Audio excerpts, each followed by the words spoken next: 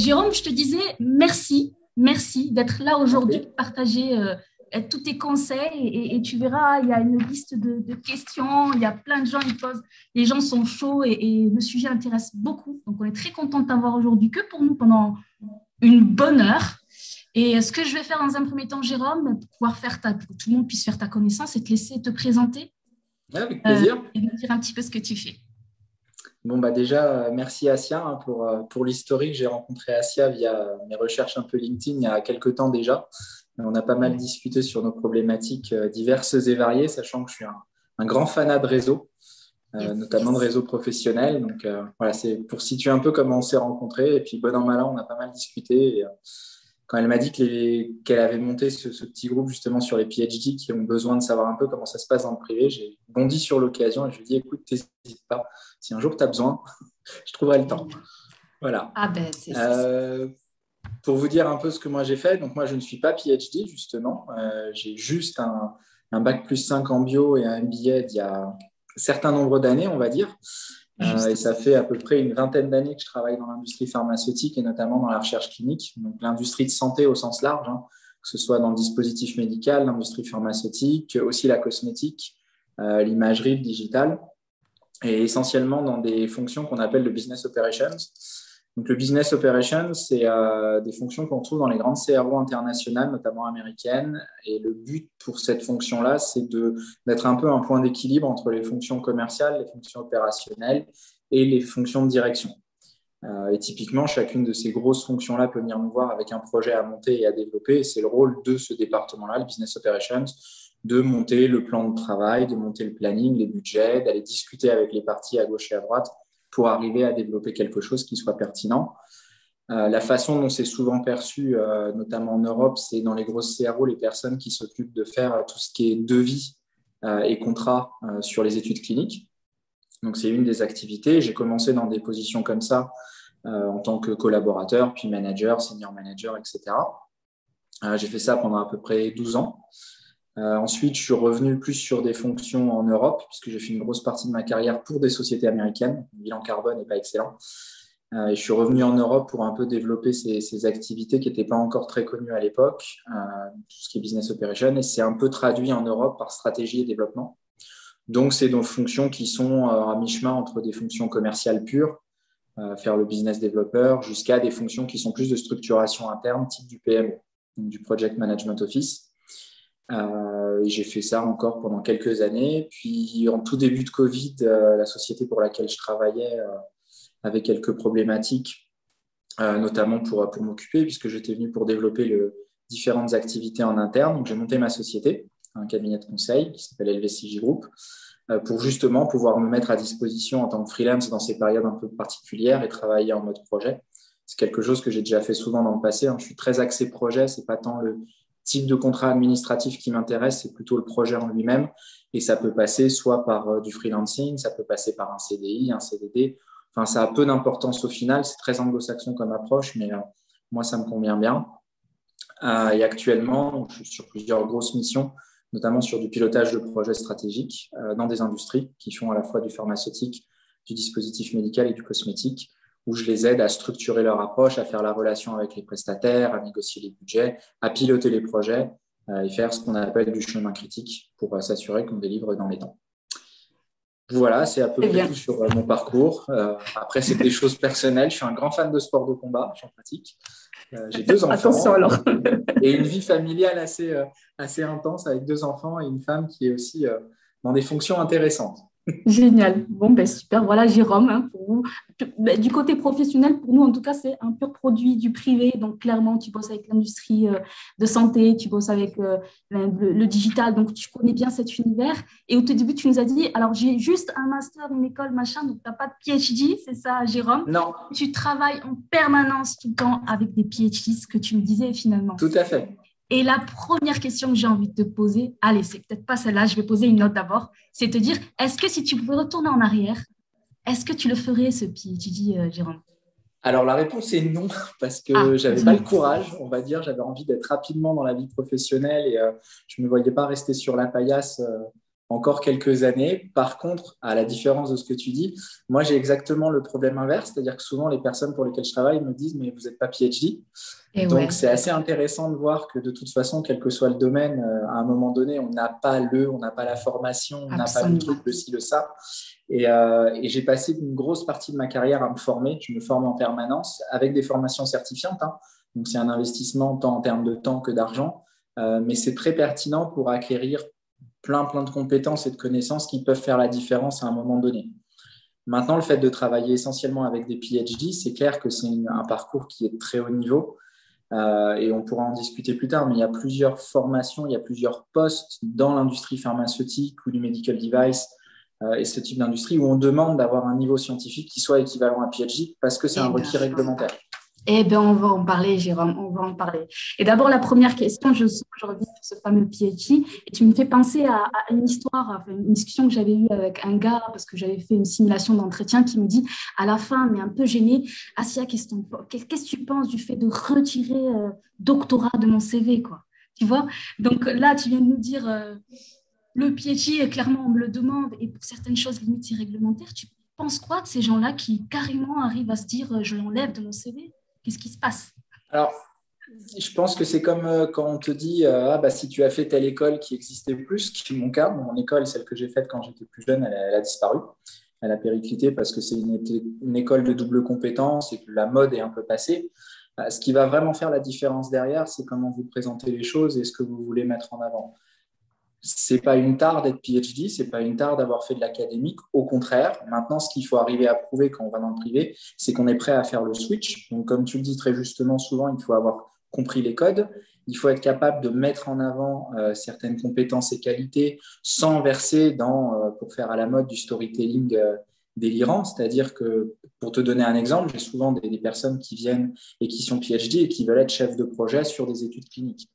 Avant d'être chef de projet sur des études cliniques, il faut faire un peu le parcours classique, même s'il peut être très raccourci du fait que vous ayez un PhD, mais qui est d'avoir été ARC, d'avoir été coordinateur de projet et après de passer chef de projet. Un PhD qui arrive et qui va avoir une certification PMBOK, par exemple, tout de suite va poser les bases pour passer plus vite à une étape supérieure. Donc, ce n'est pas tant de le cacher, c'est d'être conscient qu'il y a une vision parfois de ce qu'est un PhD, mais exactement la même vision de ce qu'est une personne qui a fait une école de commerce, que c'est une personne qui est ingénieur. C'est plus la façon, la posture qui compte que uniquement les diplômes. Par contre, ce qui est certain, c'est qu'avoir fait un PhD, ça veut dire qu'on a été capable de deux choses. Déjà, de creuser un sujet très longtemps, donc il y a une constance, et de devenir expert d'un sujet. Et ça, c'est extrêmement valorisé parce qu'au final, c'est ce qu'on nous demande le plus dans les industries dans lesquelles je travaille. Ce n'est pas forcément d'avoir les compétences surtout, c'est d'être capable de les acquérir et de les mettre en pratique. Je t'écoute, mais je avale tout ce que tu me dis, j'adore, Jérôme. Je ne sais pas ce que vous en pensez, mais réagissez à ce que dit Jérôme, c'est génial. Je pourrais t'écouter pendant des heures. Et c'est vrai que j'ai sauté les étapes parce que la première, c'était d'abord de te dire justement, tu me parlais de vision, quelle vision on a de nous, les PhD, ceux qui sortent de la recherche académique. Parce qu'on entend des stéréotypes, des idées reçues. Tu n'as pas entendu, toi, ce genre de choses? Ou tu en penses peut-être? Vas-y, balance. Tu penses des choses de nous. Je vais vous prendre un autre exemple. Quand je dis que j'ai eu des fonctions commerciales, on me dit la fonction commerciale est souvent associée à vendeur de tapis. Et c'est assez critique parce que c'est l'image qu'on en a et c'est une image qui est véhiculée parce que c'est vrai qu'une grande partie des personnes qui font des métiers de business development tels qu'on l'appelle sont souvent juniors, pas forcément encadrés. C'est un monde qui est particulier. Maintenant, c'est aussi ce que j'explique, des personnes qui sont commerciaux ou business développeurs sur vendre des boulons pour Airbus. Ce qu'il faut savoir, par exemple, c'est que c'est des montants qui chiffrent à plusieurs milliards d'euros. Ce n'est pas la même chose. Donc, tout dépend de la façon dont vous abordez le côté PhD. Ce qu'on peut vous reprocher, entre guillemets, c'est d'avoir été et d'être resté du côté de l'académique. Les codes, les façons de faire, la vitesse, la pertinence financière de ce que vous faites, elle est discutable par rapport à l'industrie où on va avoir, par exemple, une plus grosse pression des chiffres, où il faut faire du reporting, où il faut aussi, d'une certaine manière, faire de la politique, mais de manière différente que dans le public, etc., etc. Donc, l'image qu'il peut y avoir souvent, c'est vous êtes déconnecté du monde privé. Oui. Mais j'ai envie de dire, à la limite, comme serait quelqu'un qui aurait mon parcours et qui irait dans le public, je serais déconnecté du public.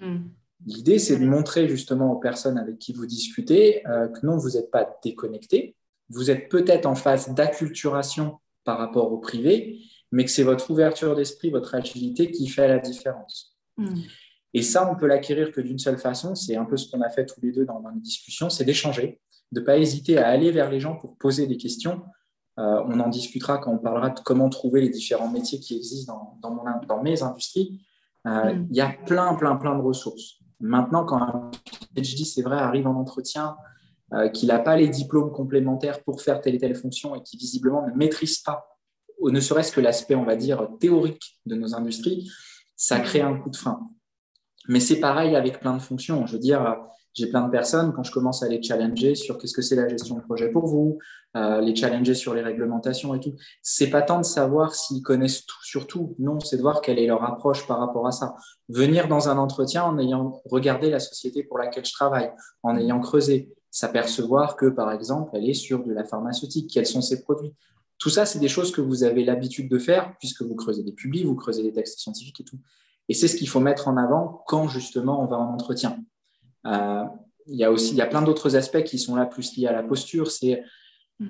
On attend d'une personne dans l'industrie, mais comme dans tous les métiers, d'être percutant, d'être confiant, de savoir quelles sont nos forces et nos faiblesses. Ça ne veut pas dire sortir le discours un petit peu classique « je suis persévérant ». Non, ça c'est vrai, je passerai là-dessus. C'est mettre en avant ce que vous savez faire, ce que vous ne savez pas faire, et si vous ne savez pas le faire, comment vous pouvez l'acquérir et ce que vous allez apporter. Et c'est une problématique, pour te donner un exemple que j'ai eu très récemment, puisque j'ai eu une très belle mission qui s'est présentée à moi, et il me manquait une certification. J'ai discuté avec mon client et je lui ai dit, pas de problème, je vais la faire. Je vais la faire vite, mais je vais la faire. Donc, il a mis en attente, il a attendu.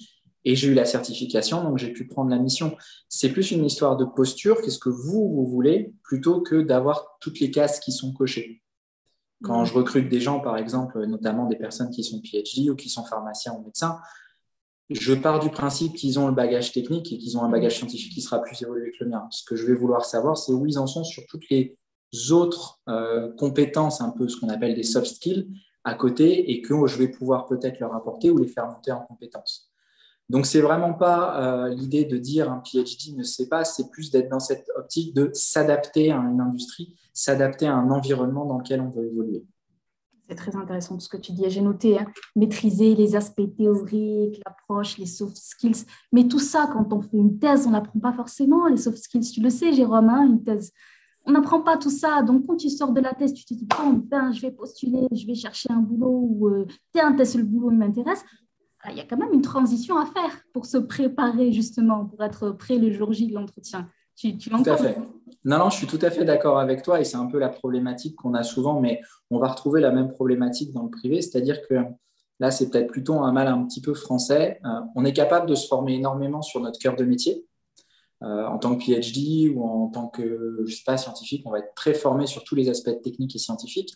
Et on va hésiter un petit peu à aller chercher à l'extérieur parce que ça peut nous paraître inutile ou ça peut nous paraître pas pertinent par rapport à ce qu'on fait ou, passez-moi l'expression, mais du bullshit. Et c'est là, en fait, où il faut vraiment switcher au niveau intellectuel, c'est-à-dire que les opportunités, on en discutera plus tard, il y en a partout.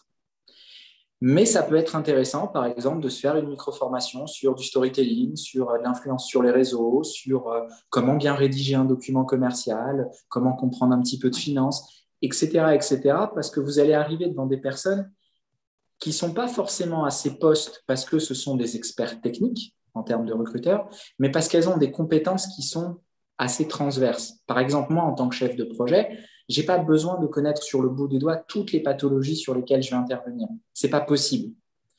Par contre, ce que je dois savoir faire, c'est comment organiser les flux d'informations pour récupérer l'information nécessaire, comment déterminer à quel moment il y a un risque ou pas par rapport au projet et être capable d'aller parler et discuter avec les gens.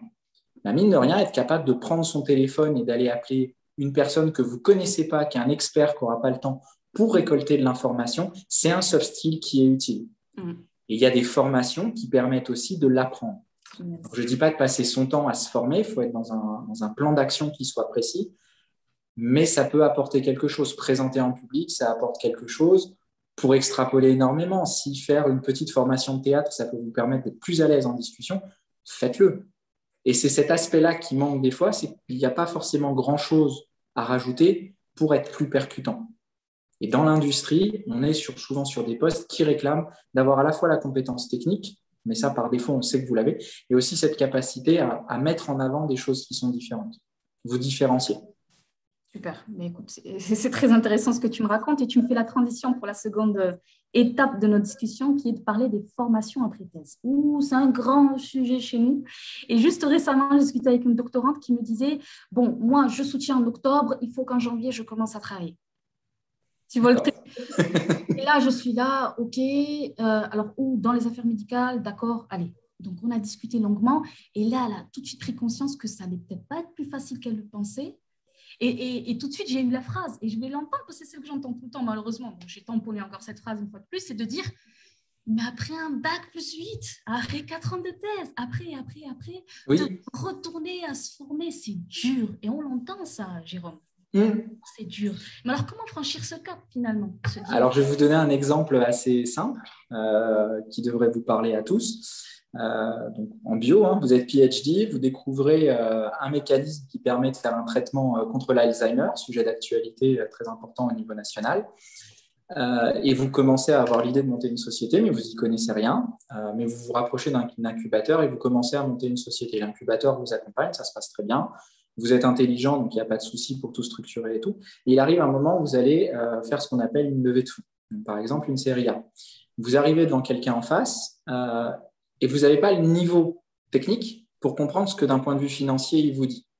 Ce que vous voyez, c'est qu'il va vous dire, moi, je vais mettre des billes dans ta société pour t'aider à la développer, pour aider à la démarrer.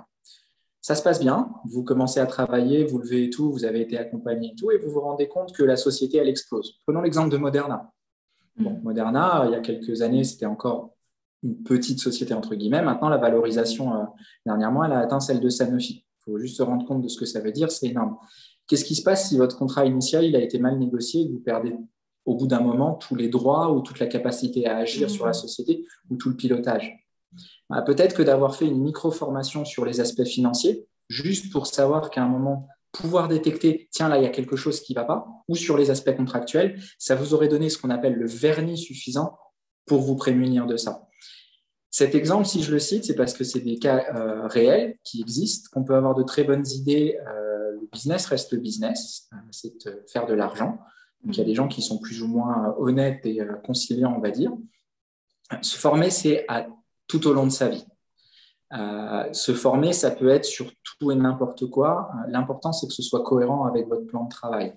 Si, par exemple, vous êtes PhD et que vous aimez écrire, vous pouvez envisager d'aller vers des fonctions qui sont ce qu'on appelle la rédaction médicale. Si vous faites de la rédaction médicale, ça peut être intéressant de prendre une petite formation sur la rédaction médicale avant de rentrer dans une société. Maintenant, ce qu'il faut voir, c'est que non seulement vous ne partez pas de zéro, mais ce n'est pas forcément des formations longues. Formation pour être ARC, par exemple, ça peut se faire en 4 mois. C'est plus que ça va vous donner un document qui justifie que vous avez fait le minimum pour faire le job derrière. Les emplois que j'ai eus, par exemple, il n'y a pas de formation pour faire ce que je fais, ça n'existe pas. Donc, c'est plus une masse de formation, une masse de différentes expériences qui font que. En tant que PhD, par exemple, quand on veut sortir, donc déjà, c'est d'anticiper au maximum. C'est sûr que d'attendre d'avoir fini pour se dire « tiens, je vais chercher un travail dans le privé », ça ne vous permet pas d'être à l'aise sur récupérer cette information. Ensuite, les sources, pour savoir où aller, elles sont assez classiques. Par exemple, si vous allez sur le site du LEM, les industries du médicament, vous allez avoir tout un tas de fiches de poste qui vont vous expliquer à la fois ce que vous pouvez faire avec votre PhD, mais aussi quels sont les requis en termes de formation supplémentaire. Donc, ça peut s'anticiper. Si vous allez sur le site, par exemple, de l'AFCRO, qui est l'Association française des CRO, c'est la même chose. Vous allez avoir des fiches de poste qui vont vous permettre de voir un peu ce vers quoi vous pouvez aller. Et ça, on va pouvoir le faire pour plein d'industries. Pour l'industrie du medical device, ce serait le Synthem. Pour l'industrie de la cosmétique, vous pouvez aller voir sur Cosmétique Europe. Au niveau européen, vous pouvez aller voir sur l'AFCRO pour les CRO, etc., etc. Des organismes de formation qui vous accompagnent, il y en a beaucoup. En France, par exemple, il y a une société, une CRO qui s'appelle Multi-Health, qui fait des formations via son pôle Formatis. Toutes les CRO font un peu de la formation. Vous avez un groupe, par exemple, qui s'appelle ICCRT aux Pays-Bas, je crois, qui fait de la formation certifiante. L'idée, en fait, c'est d'aller trouver où est cette information pour savoir ce qui va vous manquer ou ce que vous allez devoir ajouter et l'intégrer dans votre, entre guillemets, plan de développement à court terme. Mais les portes d'entrée, elles sont assez simples à trouver une fois qu'on sait où chercher. Absolument. Donc, aller chercher les formations est toujours en lien avec son projet professionnel.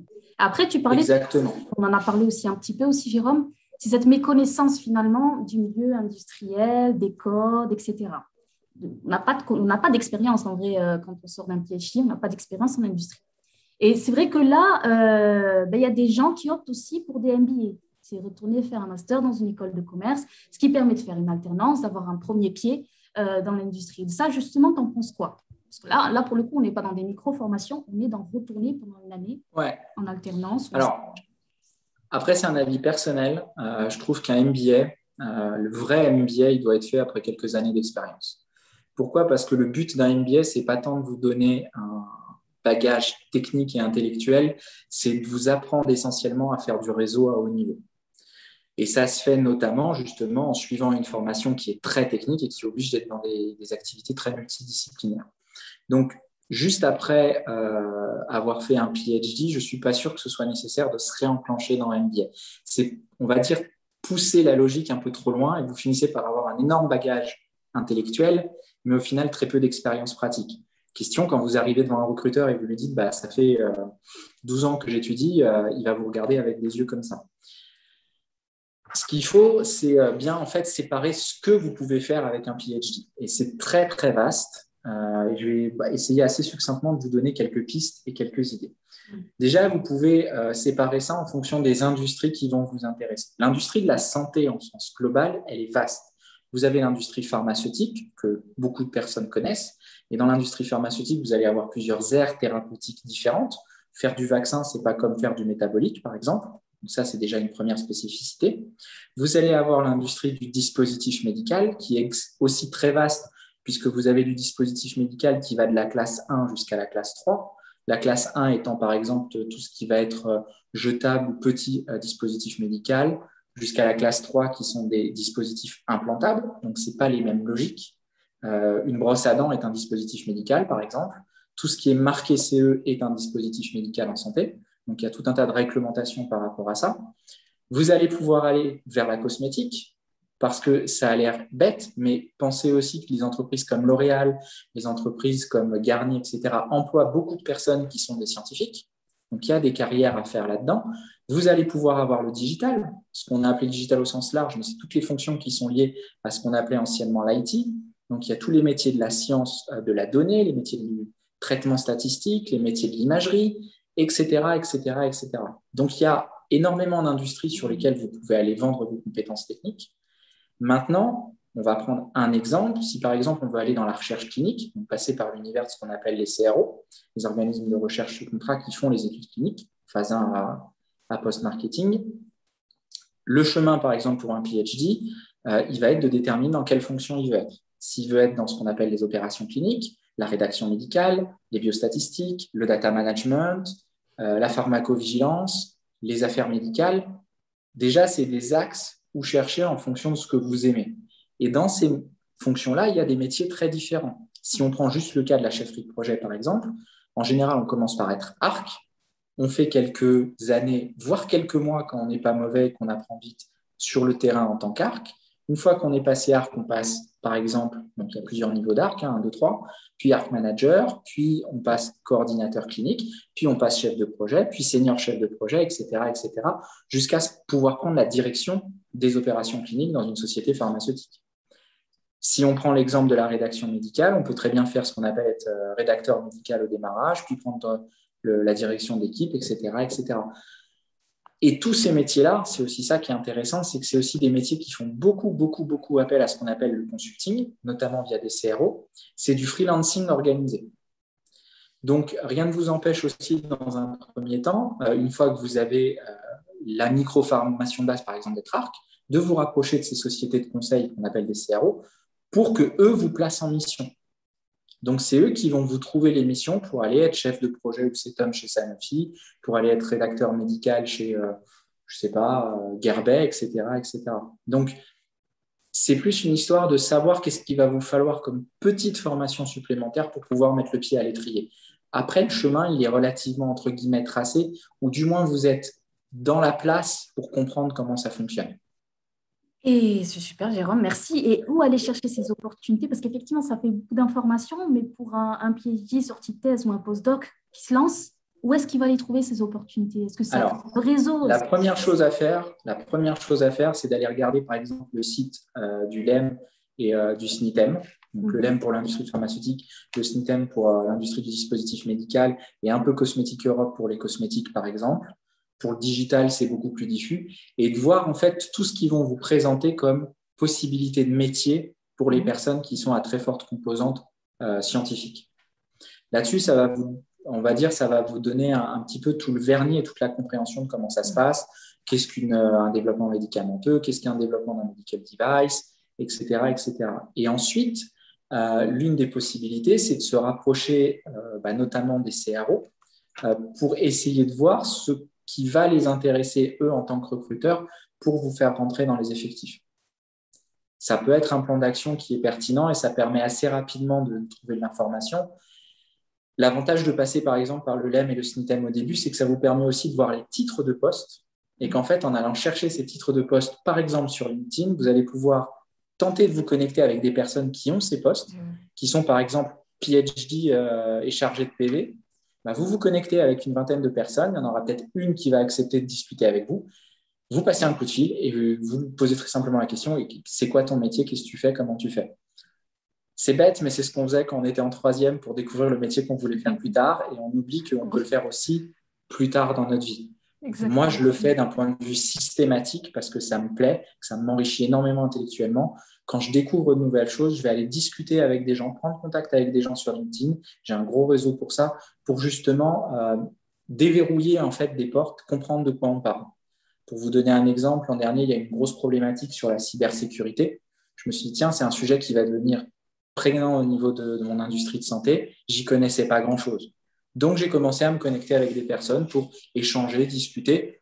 Ça marche pas toujours, hein. Il y a plein de personnes qui vous répondent jamais, mais il y en a aussi qui vous répondent et ça permet de faire des belles rencontres. Et je pense qu'Assia, on pourrait citer un exemple.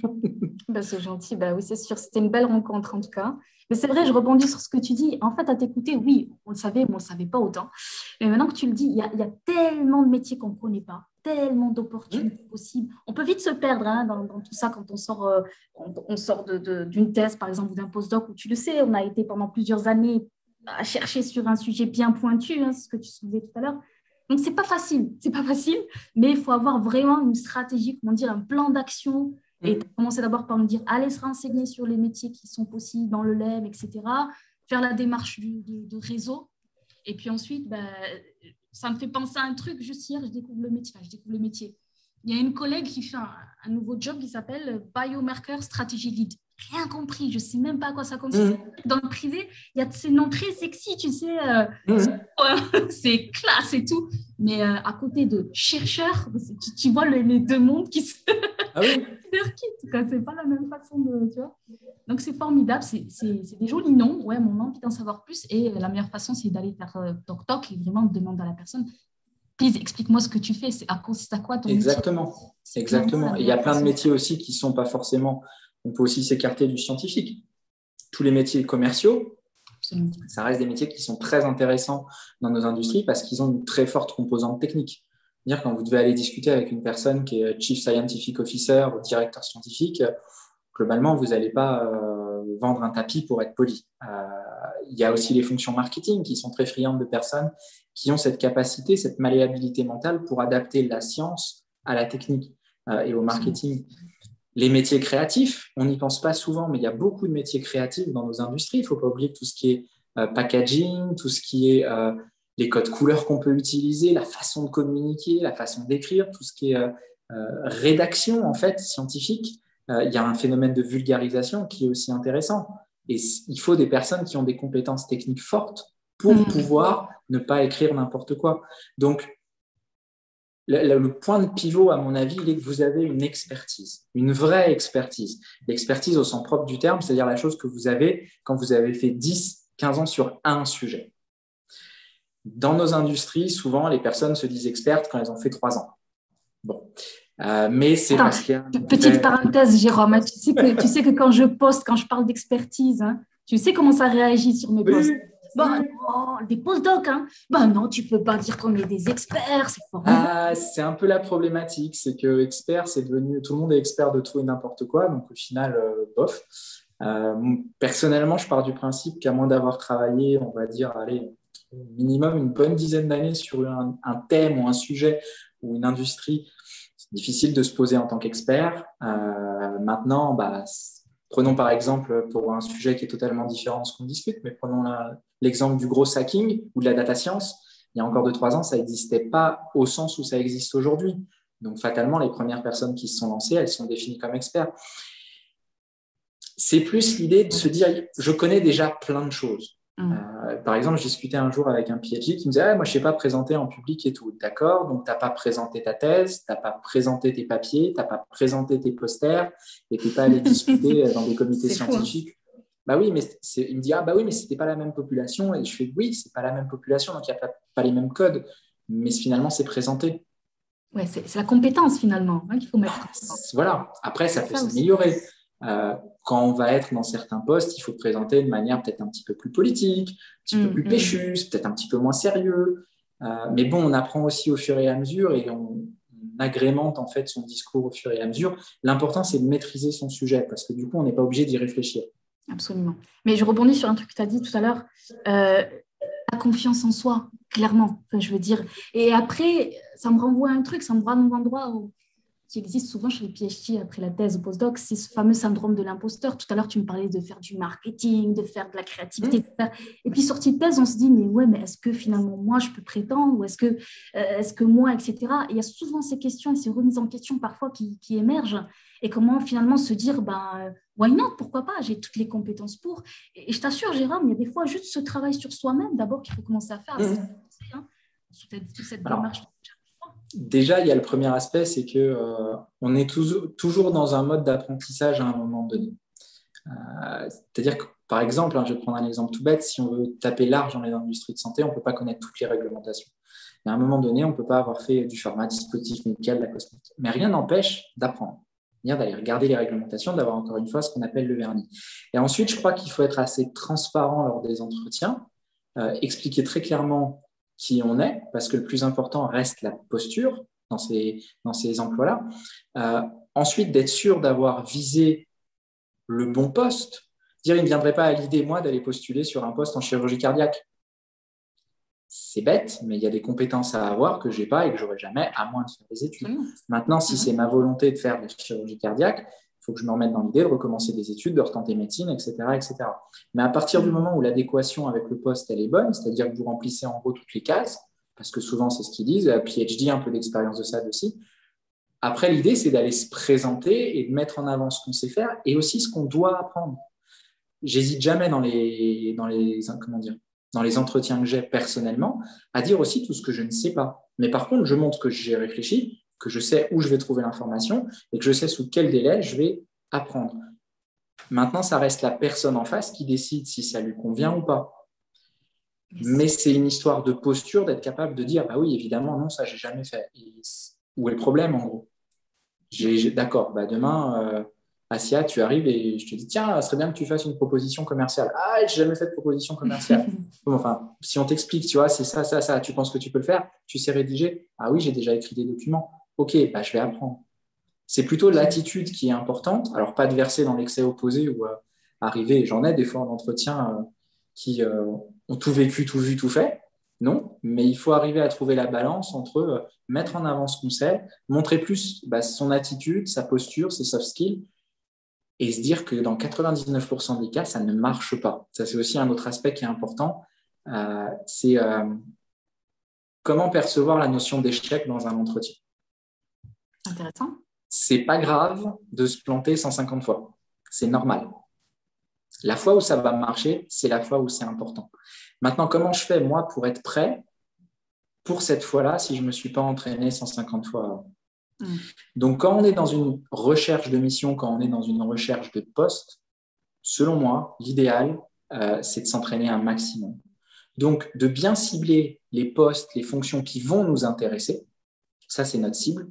Par contre, de s'entraîner sur tout un tas d'autres choses à côté.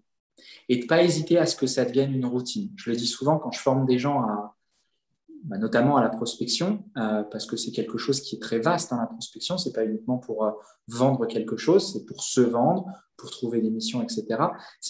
La première difficulté, c'est d'être capable de prendre son téléphone 10, 15, 20 fois par jour. Comment vous voulez être pertinent le jour où il va falloir le prendre et la mission, elle vous intéresse et être prêt, si vous l'avez déjà fait plein de fois et que vous n'êtes pas préparé? Ce jour-là, vous allez stresser. Globalement, vous allez vous louper. Donc, quand on cherche une fonction, quand on cherche un métier, je prends un exemple, si tiens, je voudrais faire, je sais pas, rédacteur médical sur des pathologies cardiaques, très précis, je vais screener toutes les sociétés sur lesquelles je peux aller faire ça.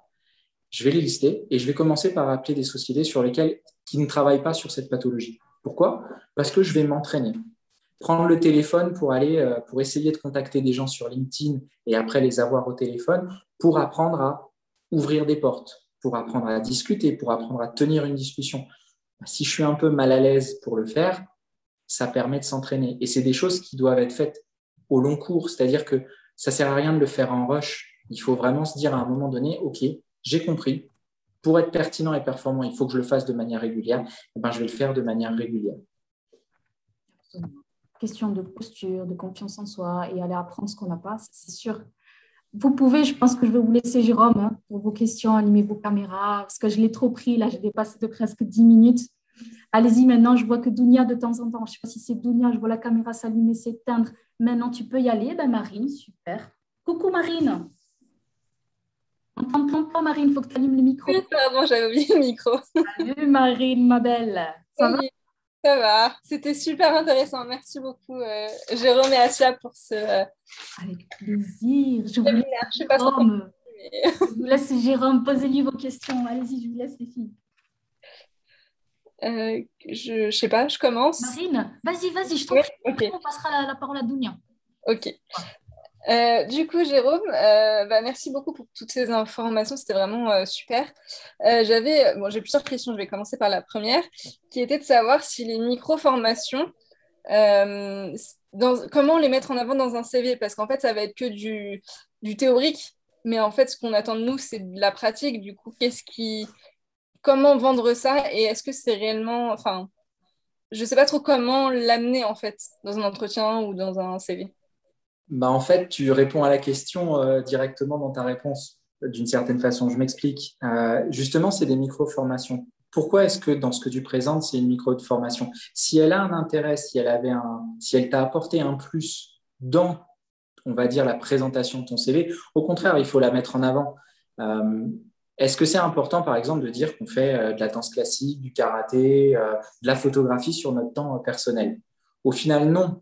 On s'en moque un peu dans le poste en lui-même, mais ça permet de voir comment est la personne. Quelqu'un qui va faire des sports de combat, il a peut-être tendance à aimer la compétition ou aller vers le contact, etc.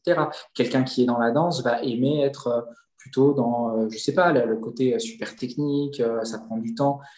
Les micro-formations, c'est exactement ça. Moi, au contraire, j'ai tendance à dire qu'il faut les lister. Peut-être pas les lister toutes dans un CV parce qu'un recruteur va passer en gros 10 secondes sur chaque CV. Donc 9 chances sur 10 qu'il ne les voit pas ou que ce soit noyé dans la masse. Mais par contre, en entretien, oui, il faut en parler. Ça peut être intéressant, par exemple, si un PhD a fait une formation sur du R-Shiny ou du Python. Pourquoi? Parce que c'est des langages qui sont vachement utilisés dans les analyses statistiques. Ah, donc tu as fait du Python, du R-Shiny, tiens, je peux peut-être te prendre sur un petit truc, puis je vais te former à l'aspect statistique, etc., etc. Si vous l'avez fait, cette formation, c'est dans un but précis. Donc, il faut le mettre en avant. Maintenant, un CV, encore une fois, c'est quelque chose qui est dynamique. Et c'est là souvent où il y a une petite… les gens pensent qu'un CV, c'est quelque chose qui est figé. Non, votre CV, il doit mettre en avant ce que vous voulez mettre en avant pour un poste donné. Donc, vous pouvez l'adapter. D'accord. Ok. Et du coup, vous disiez que tout ce qui était master, MBA, après la thèse, c'était pas forcément une bonne chose, mais en fait, ce qui est difficile dans tout ce qui est rentré dans le privé, c'est de se faire des contacts. Et en fait, tout ce qui est master et MBA, c'est ce qui nous permet de rentrer dans l'industrie. Est-ce que finalement, ça serait pas un bon choix juste pour mieux rentrer en fait plus facilement? Alors, là, on parle de deux choses différentes qui sont le master et le MBA. Le master, oui, en suivi de PhD, oui, parce que ça vous permet de faire cette transition. Le MBA, pour moi, c'est quelque chose qui doit venir plus tard dans la carrière parce qu'il est déjà, il faut en prendre un qui soit à très haut niveau et il est censé vous faire passer un cap. Donc, si vous l'avez, en termes de responsabilité, si vous l'avez fait quand vous êtes, entre guillemets, en début de carrière privée, vous vous grillez cette cartouche-là. Et souvent, un MBA, il peut être payé par la société dans laquelle vous êtes, si vous faites partie des hauts potentiels, des personnes repérées et tout. Par contre, un master, oui, c'est carrément intéressant d'en faire un rapidement derrière. Maintenant, il y a le deuxième aspect que vous citez, c'est le réseau. Un réseau, ça peut se construire via les études, oui, ça se construit surtout par soi-même. Oui. Et alors ça, c'est une autre problématique, mais je suis beaucoup intervenu là-dessus dans ma carrière, c'est un réseau, ça se construit, mais tous les jours. Mais il ne faut pas hésiter à aller vers les gens. Et ça, c'est une problématique qu'on a souvent discuté avec Assia en off, c'est LinkedIn, par exemple, est cet outil formidable où vous pouvez vous connecter avec plein de personnes et discuter avec plein de personnes. Peut-être que vous n'aurez qu'une fois sur 100 une réponse. Mais la fois où vous l'aurez, ça peut vous permettre de créer quelque chose, de découvrir des gens, de découvrir des Assia, par exemple, de découvrir... Ben non, mais des personnes avec qui vous allez pouvoir échanger, vous allez pouvoir construire quelque chose et qui vont se souvenir de vous. Moi, je sais qu'il y a plein de personnes avec qui j'ai discuté qui, quelques années après, se disent « Ah tiens, je me rappelle, on a discuté de ça et tout, j'en suis là, est-ce que tu aurais quelqu'un à me conseiller ?» Faire du réseau, c'est ça. Mais c'est la première chose, c'est d'apporter quelque chose à son réseau. Ça a l'air bête, mais vous avez un réseau qui est peu visible dans l'industrie privée. C'est peut-être quelque chose que vous pouvez apporter sur la table. Oui. Etc., etc. Mais ça se construit au fur et à mesure. Quand les gens pensent je vais me construire un réseau, ça va m'occuper 6 mois. Non, si c'est l'idée que vous avez en tête, ce n'est pas la peine. Un réseau, c'est vous commencez aujourd'hui, vous n'arrêterez jamais. Je prenais l'exemple des CRO, qui sont un vivier assez important pour les PhD d'emploi. Les recruteurs, ils cherchent sans arrêt des nouvelles personnes. Se connecter avec plein de recruteurs dans les CRO, déjà, c'est des métiers où on bouge souvent. Donc, ça va vous permettre d'essaimer tout. Vous pouvez créer un lien de confiance avec cette personne, puis peut-être tout simplement lui poser la question. Ah tiens, je suis PhD, j'aimerais rentrer dans le consulting, faire de la CRO et tout. Tu peux m'expliquer? Tu peux prendre 10 minutes pour m'expliquer? La personne vous explique, ça vous donne plein de pistes, vous creusez, vous êtes créé un contact. Vous avez repéré aussi son titre de poste, donc vous pouvez aller chercher plusieurs personnes, et ainsi de suite. Un exemple que je donne souvent, c'est la probabilité d'arriver à discuter et se connecter avec une personne qui est CEO d'une société comme Sanofi, etc., elle est extrêmement limitée. Par contre, si vous ne tentez pas le coup, il n'y a aucune chance que vous ayez la possibilité de le faire. Il ne faut pas se brider, en fait. Il ne faut pas avoir peur de faire des efforts sans résultat. Par contre, il ne faut pas faire des efforts pour rien.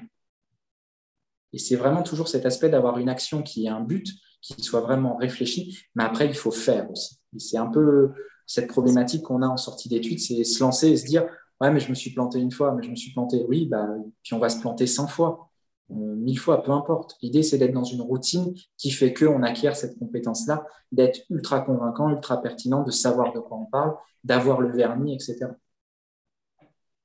Ok. Merci beaucoup pour la réponse très détaillée. Merci Marine pour tes questions. On va laisser la parole maintenant du coup à Dounia.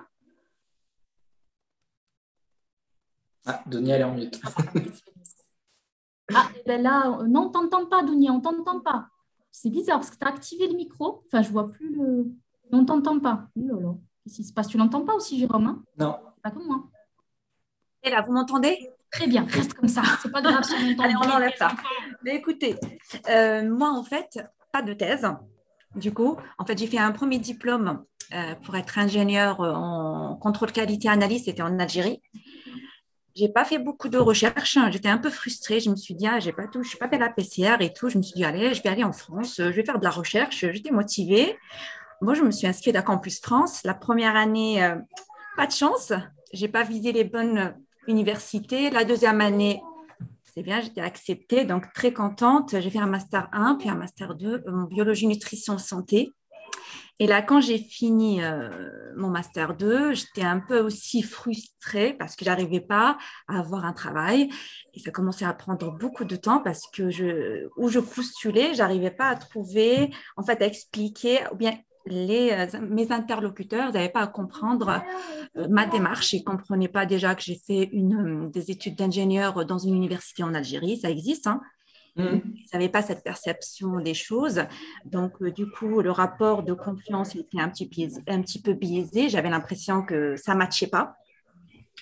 Et voilà, donc et j'avais pas de réseau. C'est ça aussi mon problème parce que j'ai pas du tout été sur LinkedIn au début et tout. Et bien, je me suis dit, j'ai envie de fonder une famille, donc j'ai fait mes enfants dans un premier temps. Et avec le temps, je me retrouvais que je trouvais que j'étais un petit peu, je m'éloignais un petit peu de mon domaine d'études, de la biologie, de la recherche que je voulais faire. Et du coup, la même question, à chaque fois que je postulais, madame, ça fait longtemps, vous n'avez pas travaillé vous n'avez pas du tout d'expérience dans le privé. C'est ça qui revenait à chaque fois. Tout ce que j'ai fait au laboratoire du CNRS, tout ce que j'ai fait en Algérie, c'est comme si ça n'existait pas. Et du coup, là, dernièrement, j'ai réfléchi. Je me suis dit, je vais me lancer pour faire une formation. Donc là, c'était un peu dur pour moi parce que je me suis dit, j'ai fait tant d'années d'études, je dois me former, mais après, je l'ai accepté.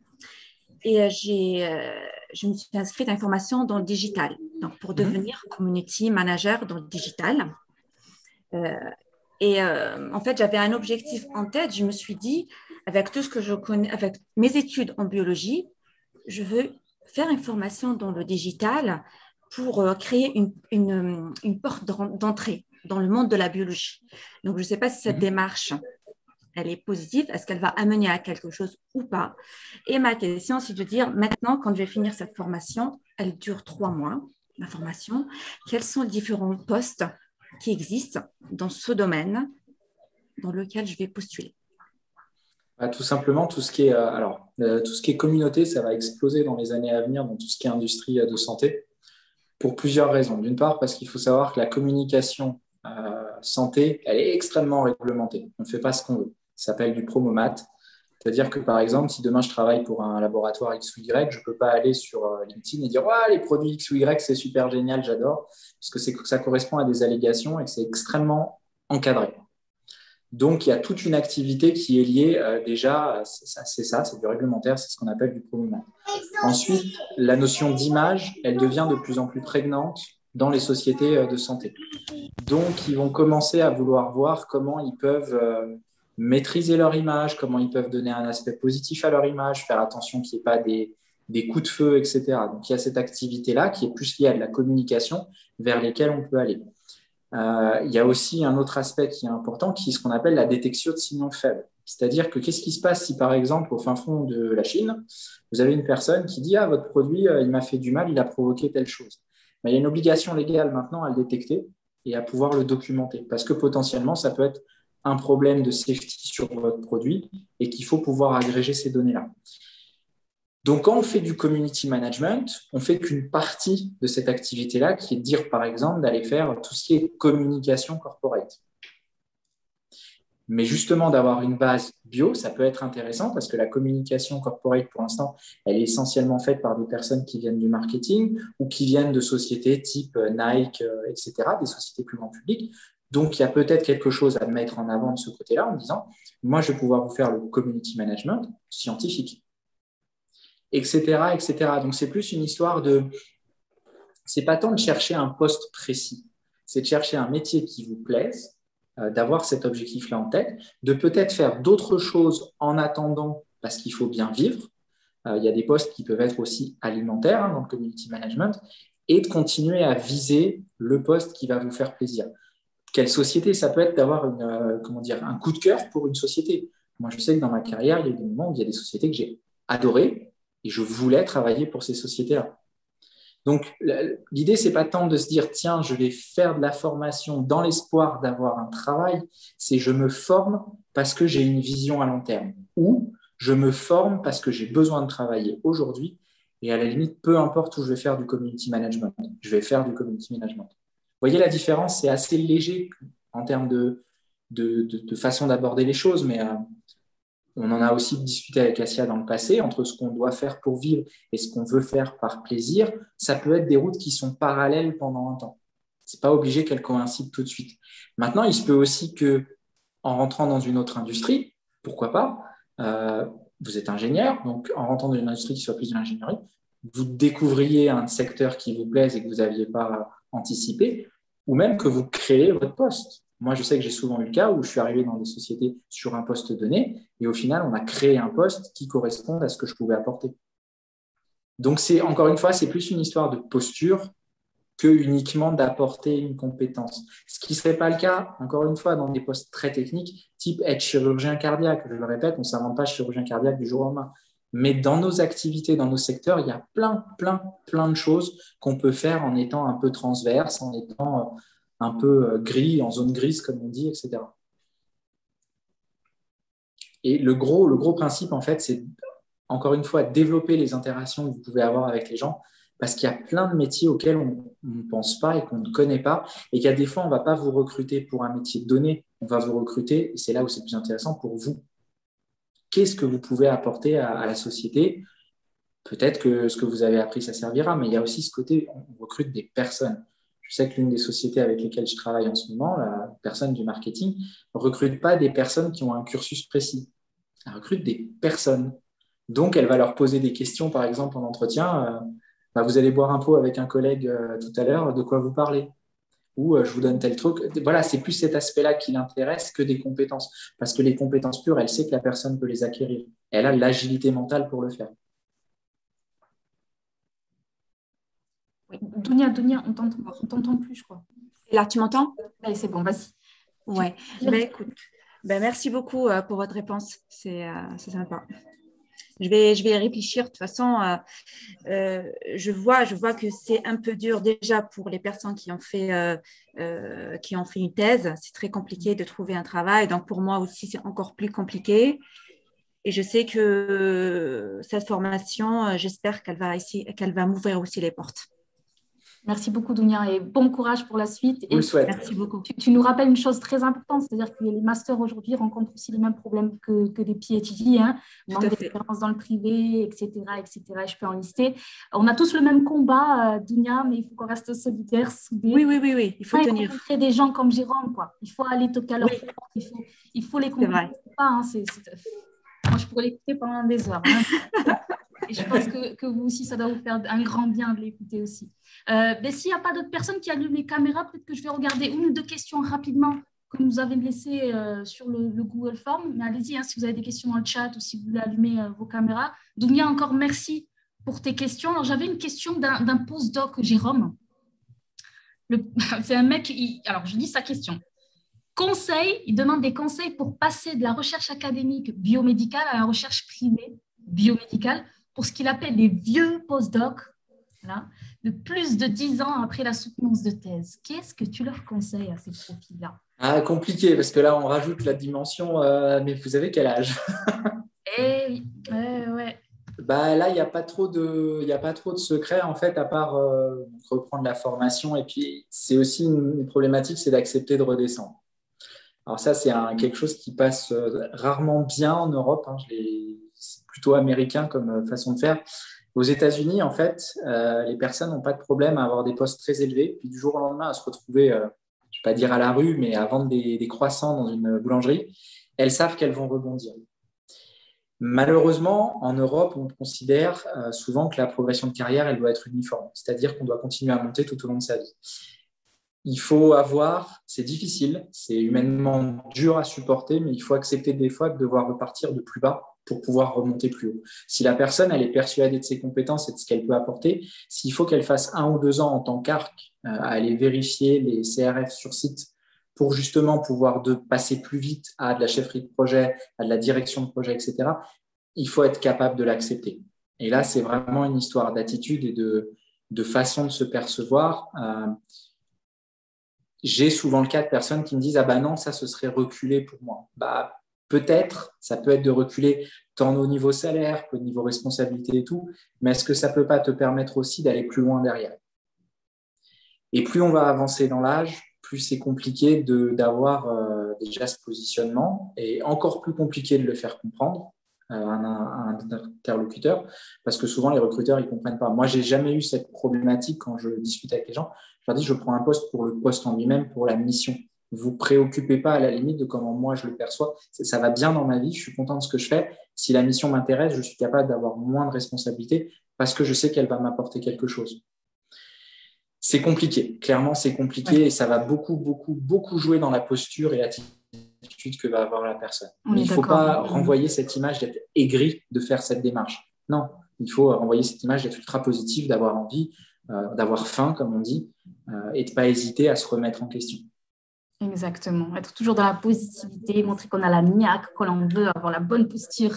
Ça peut faire la différence, en tout cas. L'énergie, c'est essentiel. C'est essentiel. C'est vital, même, je dirais. J'ai encore plein de questions à te poser, Jérôme. Je suis désolée pour toutes les questions qu'on ne va pas pouvoir aborder aujourd'hui, que vous nous avez laissées. Est-ce que, Jérôme, tu es ouvert à potentiellement des gens qui pourraient venir sur LinkedIn te dire, Jérôme, il y avait une question? Qu'ils n'hésitent pas. Je répète et je dis, je te réponds toujours, pas forcément dans la minute, mais je finis toujours par répondre. C'est important le réseau et c'est important de le construire parce que souvent on me pose la question, mais pourquoi tu perds du temps à faire ça? Alors, déjà, je dis, je ne perds pas de temps. Et puis, il y a un jour, il y a probablement des personnes qui sont arrivées qui s'appelaient, on les aime ou on les aime pas, hein, mais les Jeff Bezos et autres qui sont arrivés pour présenter quelque chose. Bon, les personnes qui les ont écoutées, elles ne sont pas malheureuses. Et moi, personnellement, alors là, c'est mon grand plaisir. Moi, j'aime bien voir des choses éclore. Et Assia pourra témoigner. J'aime bien quand je vois une petite étincelle à un endroit et que je fais allez, on y va, on y va. C'est aussi un des points super importants, c'est trouver dans votre environnement, dans votre carrière, des personnes qui sont capables de vous mettre un coup de pied aux fesses. C'est dur de se motiver tout seul. Et on joue un peu l'aspect coaching et consulting. Oui, c'est compliqué d'aller mettre un billet sur la table des fois pour être accompagné. Mais si c'est la bonne personne, si c'est la bonne formation, c'est utile. Il y a besoin d'avoir quelqu'un derrière qui va vous relever quand des jours vous n'avez pas envie. Pour prendre un exemple, prendre son téléphone tous les matins pour chercher du travail, ça va la première semaine, ça va la deuxième semaine. Au bout de 6 mois, ça peut faire mal. Psychologiquement, ça peut faire mal. Vous avez besoin d'une personne derrière qui va vous dire accroche-toi ou qui va vous mettre en lumière les choses différemment. Oui, tu n'as eu que des noms, mais regarde, tu as discuté avec le président de Sanofi France. Faites-le. Je veux dire, il n'y a que dans l'action qu'on arrive à faire quelque chose. Maintenant, pour ne pas s'épuiser, il faut garder cette plasticité mentale pour avoir une action qui soit pertinente. C'est aussi un point que je cite souvent. Enchaîner les formations en espérant que ça va donner quelque chose, la réponse est non. Une formation doit s'intégrer dans un projet, doit vous apporter quelque chose. Vous avez fini votre formation, vous allez la proposer à l'extérieur pour voir si ça a fonctionné. Sinon, c'est que ce n'était pas le bon choix. Toutes les formations ne sont pas bonnes. Toutes les formations ne servent pas. Donc, c'est vraiment d'avoir une démarche active par rapport à ce qu'on fait et agir, c'est pas être actif. Il faut vraiment être conscient de ça, c'est-à-dire il faut faire la bonne action intelligente au bon moment, mais sans avoir peur de s'être planté. Ça fait partie du process. Absolument, ça fait partie du process de se planter, mais en tout cas, être venu, avoir assisté à Résilience, avoir posé vos questions à Jérôme, alors vous n'êtes pas planté là, vous avez fait le bon choix d'être là aujourd'hui. Merci Dounia, merci à tous, merci à vos questions, et désolé encore de pas, mais bon, Jérôme, il a dit qu'il était dispo, vous pouvez lui laisser un petit message sur LinkedIn, il est vraiment génial. Pour la petite histoire, Jérôme, c'est le premier à avoir entendu parler du nom de Résilience. Voilà, c'était un jour où je bouillonnais dans ma tête, et puis ben là, j'ai pensé tout de suite Jérôme, je lui ai écrit, Jérôme, tu penses quoi de cette idée? Résilience, réseau alliance, je lui ai écrit un pavé. Jérôme a répondu, mais vas-y, fonce, c'est une excellente idée. Et je crois que tu avais raison, Jérôme. Je t'ai écouté. Merci. Il faut se lancer. Ça ne coûte pas grand-chose, que de l'énergie. Il ne faut pas se lancer surtout en même temps, mais à un moment donné, il faut tenter le coup. Ça marche, ça ne marche pas, on passe à autre chose. C'est comme ça, c'est la vie.